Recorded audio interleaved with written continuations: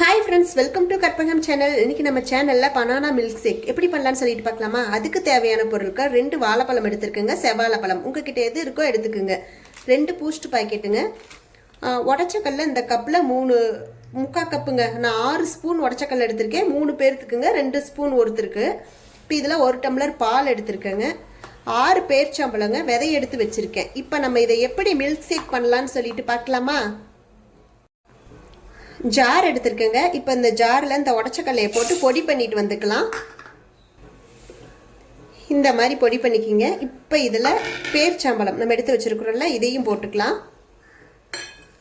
2 packet boost நான் cut பண்ணி வச்சுருக்கேங்க. இப்போ இந்த பூஸ்ட்டையும் போட்டுக்கலாம். நான் சுகர் எதுவும் போடலைங்க, ஏன்னா இதுலேயே ரொம்ப இனிப்பாக தான் இருக்கும். உங்களுக்கு தேவைன்னா போட்டுக்குங்க, இல்லைன்னா பூஸ்ட் போடுறோம் இல்லையா, இதுலேயே ரொம்ப ஓவர் இனிப்பாக இருக்குங்க. இப்போ இந்த பனானா போட்டுக்கலாங்க. 2 பனானா கட் பண்ணி வச்சுருக்கேன், இதையும் போட்டுக்கலாம். பால் ஊற்றிக்கலாங்க. பால் கொஞ்சமாக ஊற்றி அரைச்சிட்டு மீத பால் ஊற்றிக்கலாங்க. ஏன்னா ஃபுல்லாக ஊற்றுனீங்கன்னா மேலே தெரிச்சிரும், பார்த்து ஊற்றிக்கிங்க. இப்போ நம்ம இதை அரைச்சிட்டு வந்துக்கலாம். இந்த மாதிரி அரைச்சிட்டு இப்போ மீதி பாலையும் நம்ம ஊற்றிக்கலாங்க. ஏன்னா முன்னாடியே ஃபுல்லாக ஊற்ற வேண்டாம், எல்லாம் அரைப்படாது, அது இல்லாமல் மேலே தெரிச்சிருங்க. இப்போ நம்ம இது ஒரு மிக்சியில் ஒரு ஓட்டிட்டு வந்துக்கலாம். Banana milk shake ரெடிங்க.